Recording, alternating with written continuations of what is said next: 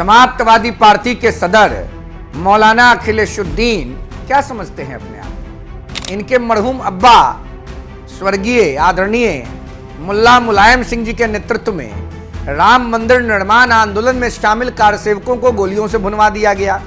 Professor Ramgopal Yadav ji, इन्होंने parliament में खड़ा होकर ऑन फ्लोर कहा अयोध्या में राम इलीगल ऑक्युपेंट हैं।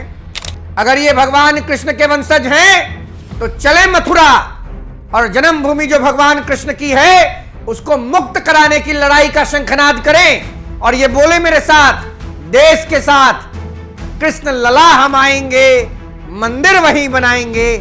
ना गाली की चिंता है, ना ताली की आकांक्षा है, हमको तो इस देश में हरियाली की आकांक्षा है। भारतीय जनता पार्टी के गठबंधन के प्रत्याशी बांकीपुर विधानसभा क्षेत्र से प्रचंड जन समर्थन के आशीर्वाद पर जीत कर जाएंगे और नितिन नवीन जी बिहार के भूमिपुत्र हैं, अंतर्राष्ट्रीय व्यक्तित्व हो गया उनका, विश्व की सबसे बड़ी पार्टी के अगुवा हैं। बांकीपुर की जनता अपने बेटा के प्रतिष्ठा की लड़ाई लड़ेगी कि अर्बन नक्सल की गोद में रहने वाले नेता की चिंता करेगी। नमस्कार, स्वागत है आप सभी का। आप देख रहे हैं एनएमएफ न्यूज, आपके साथ मैं हूं नमता चौधरी। इस वक्त राम मंदिर में चढ़ावा चोरी का मुद्दा सबको अच्छा लग रहा है। अच्छा कैसे, विपक्षी दलों की मौज आ गई है कि बैठे बिठाए चुनावों से पहले एक मुद्दा मिल गया है। बाकी जो योगी का विरोध करते हैं उनकी भी मौज आ गई है कि बैठे बिठाए एक ऐसा टॉपिक मिल गया जिसमें ज्यादा कुछ करने की जरूरत नहीं पड़ी। लेकिन आम जनता का क्या? आम जनता कह रही है कि हमें भरोसा सिर्फ और सिर्फ योगी आदित्यनाथ पर ही है। कब करेंगे, जब करेंगे, तब करेंगे, लेकिन इलाज जरूर करेंगे।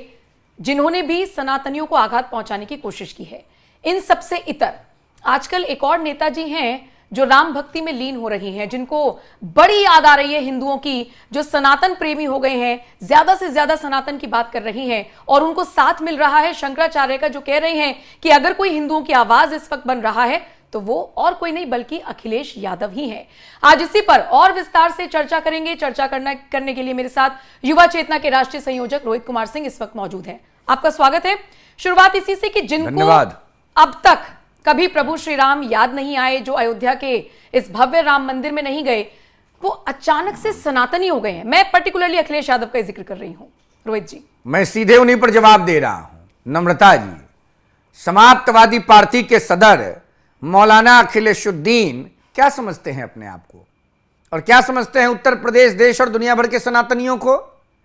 इनके मरहूम अब्बा स्वर्गीय आदरणीय मुल्ला मुलायम सिंह जी के नेतृत्व में राम मंदिर निर्माण आंदोलन में शामिल कार्यसेवकों को गोलियों से भुनवा दिया गया। इनके दुलड़ुआ अंकल, जो इनकी पार्टी में अंकल सैम के रूप में जाने जाते हैं, आदरणीय सांसद प्रोफेसर रामगोपाल यादव जी, इन्होंने पार्लियामेंट में खड़ा होकर ऑन फ्लोर कहा अयोध्या में राम इलीगल ऑक्युपेंट हैं। अयोध्या जी में राम जी का भव्य मंदिर बनने के बाद समाप्तवादी पार्टी के अगुआ मौलाना अखिलेशुद्दीन अब तक जाके दर्शन नहीं किए और आज इनको मर्यादा पुरुषोत्तम रामचंद्र जी का याद आ रहा है। उत्तर प्रदेश, देश और दुनिया के सनातनियों को इनके बारे में नहीं पता है। ये झूठ बोलते हैं, ये रामद्रोही हैं। 27 में सबक सिखाएगी जनता। क्या कह रहे हैं आप? रामद्रोही हैं? हाँ, उन्हें तो सबसे ज्यादा इस वक्त राम जी की याद आ रही है। वो सारे सनातनियों को इकट्ठा कर रहे हैं, वो हिंदुओं की बात कर रहे हैं, वो कृष्ण जी के खुद को वंशज बताते हैं। आप उन्हें कह रहे हैं कि वो भगवान कृष्ण के वंशज हैं।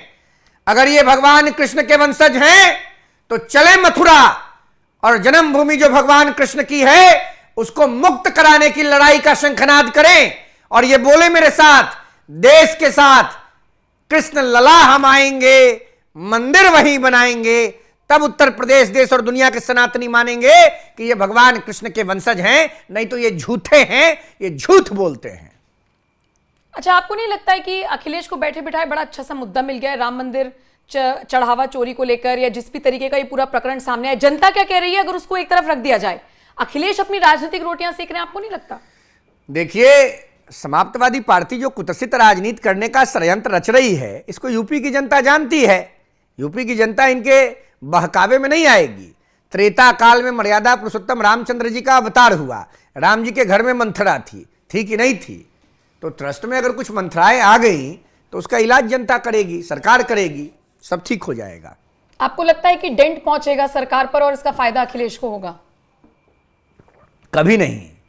राम भक्तों को पता है कि देश में अगर किसी ने मर्यादा पुरुषोत्तम रामचंद्र जी के मंदिर की लड़ाई लड़ी है तो भारतीय जनता पार्टी ने, राष्ट्रीय स्वयंसेवक संघ ने, विश्व हिंदू परिषद ने और देश के जननायक प्रधानमंत्री माननीय नरेंद्र भाई मोदी ने। जनता खड़ी है इन लोगों के साथ, आगे भी खड़ी रहेगी। अच्छा, एक बात बताइए, आप बीजेपी के साथ तो जुड़े हुए हैं नहीं, आप तो अपना एक अलग संगठन चलाते हैं युवा चेतना के नाम से। ठीक है, आपकी विचारधारा है देशभक्ति वाली या राम भक्ति वाली, आपको गालियां बहुत पड़ती हैं आपके रील्स पर, सिर्फ इसलिए क्योंकि आपकी विचारधारा उस तरफ की है। सुनिए, गाली से हम घबराने वाले लोग हैं और ताली से हम उत्साहित और प्रोत्साहित होने वाले लोग हैं। ना गाली की चिंता है, ना ताली की आकांक्षा है। हमको तो इस देश में हरियाली की आकांक्षा है और ये पूरी हो जाए, इसी के लिए हम संघर्ष कर रहे हैं। मतलब कोई फर्क नहीं पड़ता? कोई फर्क नहीं पड़ता है। हम लोग तो लोहा के हो गए हैं। इतने दिन से राजनीति में है दीदी, 22 साल हो गया, बचपन चला गया, जवानी जा रही है, आगे क्या होगा इसका कोई गारंटी नहीं है। हमारे जैसे लाखों करोड़ों लोग पूरे देश में भारतीय राजनीति में, अपने राज्य की राजनीति में, अपने ज़िले की राजनीति में, अपने ब्लॉक गांव की राजनीति में आते हैं।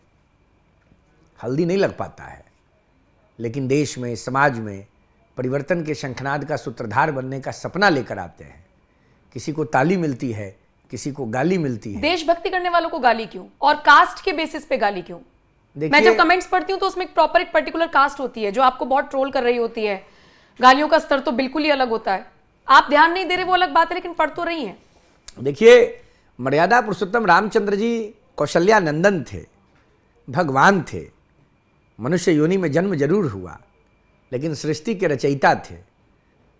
जब उनके खिलाफ रावण खड़ा हो गया, जब उनके खिलाफ उनके घर में मंथरा और केकई का उद्भव हो गया, तो रोहित किस चिड़िया का नाम है। हम तो साधारण परिवार में जन्मे, हाड़ मास के एक साधारण इंसान हैं।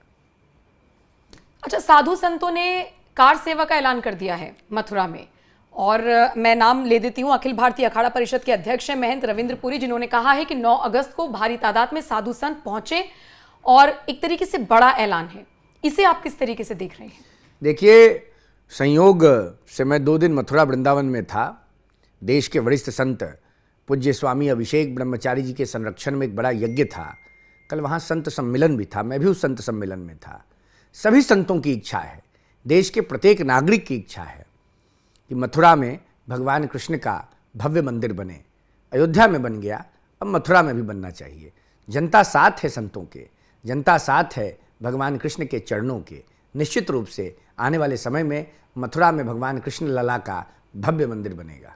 आपको लगता है कि ये एक मुद्दा रहेगा यूपी चुनाव में इस बार? हालांकि वक्त कम बचा है, लेकिन फिर भी 8-9 महीनों में भी ये चुनाव का मुद्दा नहीं है दीदी, ये देश और दुनिया के सनातनियों का सपना है और ये सपना साकार हो। नहीं, राजनेताओं के लिए ये मुद्दा है और धर्म मुद्दा नेताओं के लिए ये मुद्दा हाँ, विपक्ष में है। अच्छा। अखिलेशुद्दीन के लिए, राहुल खान के लिए, तेजस्वी मौलवी साहब के लिए, इन लोगों के लिए ये मुद्दा है। आपने सरकार का ये मुद्दा नहीं है। सरकार तो साथ है सनातन के। आपने जिक्र कर दिया तेजस्वी यादव का, तो मैं जिक्र फिर बिहार का ही कर लेती हूँ, मुंह उधर ही कर जाती हूँ। खबर ये मिल रही है, खबर क्या, तस्वीर सामने आई है कि आरजेडी के एक सांसद ने सम्राट चौधरी से मुलाकात की है। मुलाकात चलती रहती है। एक फोटो आई है जिसमें बाकायदा से हाथ जोड़कर सम्राट चौधरी के सामने झुके हुए हैं। क्या इशारा है? बिहार में कुछ आम आदमी पार्टी जैसा, टीएमसी जैसा, ऐसा कुछ होने वाला है क्या, या एनसीपी जैसा महाराष्ट्र वाला? पिछले 35-36 सालों में जिन लोगों ने भी बिहार में राजनीति की है, वो सब लोग कहीं ना कहीं सम्राट चौधरी जी के नेतृत्व कौशल की क्षमता के कायल हैं। 1990 के बाद बिहार में किसी नेतृत्व का उभार हो रहा था तो उस नेतृत्वकर्ता का नाम सम्राट चौधरी है। तो सभी लोग कहीं ना कहीं सम्राट जी के नेतृत्व से जुड़े हुए हैं। अभय कुशवाहा जी राष्ट्रीय जनता दल के सांसद जरूर हैं, लेकिन कुछ दिन पहले तक जनता दल यूनाइटेड में थे और लंबा समय बिहार की राजनीति में रहे हैं। आपने नाम नहीं लिया अभय जी का, मैं नाम लेके बोल रहा हूं। सम्राट चौधरी जी के साथ बिहार खड़ा है और अभय कुशवाहा कोई बिहार के बाहर के थोड़े हैं, बिहार के ही ना हैं, तो कहाँ जाएंगे? मुख्यमंत्री के साथ ही न रहेंगे। और ऐसा मुख्यमंत्री बिहार को मिला जिसने विकास की गंगोत्री के प्रवाह को तेज कर दिया, जिसने बिहार में अमन चैन और शांति की स्थापना के लिए अपने नींद को त्याग दिया। सम्राट चौधरी एक ऐसे नेता हैं बिहार में जिनका मोबाइल 24 घंटा उपलब्ध है लोगों के लिए। अच्छा, सम्राट चौधरी जैसा नेता बिहार में बिरले पैदा होगा। सम्राट चौधरी सहजता के, सरलता के, समरसता के, सद्भाव के, समन्वय के प्रतीक नेता हैं। ऐसा कोई नहीं हो सकता है। आपने थोड़ी देर पहले राहुल गांधी का जिक्र किया। राहुल खान आपने उनको कहा 22 दिन से गायब है, कुछ समझ नहीं आ रहा। छात्रों का प्रोटेस्ट बुलाया था उन्होंने, छात्रों की गूंज कहते हुए राहुल विदेश भाग गए हैं। सुनिए ना, राहुल विदेश भाग गए हैं और बांकीपुर उपचुनाव के बीच में तेजस्वी यूरोप भाग गए हैं। ये दोनों लोग विदेशों में मिल रहे हैं और गठबंधन करके किसी आइलैंड को खरीदना चाहते हैं और वहां एक देश बना करके राहुल गांधी प्रधानमंत्री और तेजस्वी यादव उस देश के अंदर एक प्रदेश का मुख्यमंत्री बनना चाहते हैं। और जब ये दोनों सेटल्ड हो जाएंगे तो फिर मौलाना अखिलेशुद्दीन को, भाईपो अभिषेक बनर्जी को, उदयनिधि स्टालिन को, ओमर अब्दुल्ला को, महबूबा मुफ्ती साहिबा की साहिबजादी को, सबको बुलाएंगे ये लोग। और वहां पर ये लोग नेपो किड्स नाम से कंट्री बनाएंगे। नेपोटिज्म ही कंट्री का नाम रख देंगे, परिवारवाद, और वहां ये लोग खुशहाली से रहेंगे। आपने बांकीपुर उपचुनाव का जिक्र किया तो मैं लास्ट सवाल उसी को लेकर पूछूंगी। क्या लग रहा है, प्रशांत किशोर मैदान में है, पहली बार खुद से ही वो आ गए हैं लड़ने के लिए। अच्छा, बीजेपी का दबदबा रहा है और साख है नितिन नवीन की। देखिए, भारतीय जनता पार्टी के गठबंधन के प्रत्याशी बांकीपुर विधानसभा क्षेत्र से प्रचंड जन समर्थन के आशीर्वाद पर जीत कर जाएंगे। और नितिन नवीन जी बिहार के भूमिपुत्र हैं, अंतर्राष्ट्रीय व्यक्तित्व हो गया उनका, विश्व की सबसे बड़ी पार्टी के अगुवा हैं। बांकीपुर की जनता अपने बेटा के प्रतिष्ठा की लड़ाई लड़ेगी कि अर्बन नक्सल की गोद में रहने वाले नेता की चिंता करेगी। बांकीपुर की जनता अपने बेटा, अपने नेता, अपने गौरव, अपने स्वाभिमान और अपने अभिमान माननीय नितिन नवीन के साथ है। चलिए, देखने वाली बात होगी। प्रशांत किशोर को भी समर्थन मिल रहा है, बाकी पार्टियों का भी। फायदा होगा, नुकसान होगा, देखने वाली बात होगी। रोहित जी, बहुत बहुत शुक्रिया। फिर किसी दिन जुड़ेंगे किसी और टॉपिक पर, लेकिन फिलहाल इन विचारों पर आपकी क्या राय है, दर्शकों के हवाले इस वीडियो को छोड़कर जा रही हूं। कमेंट सेक्शन में अपनी राय जरूर दें और बाकी खबरों के लिए एनएमएफ न्यूज देखते रहिए।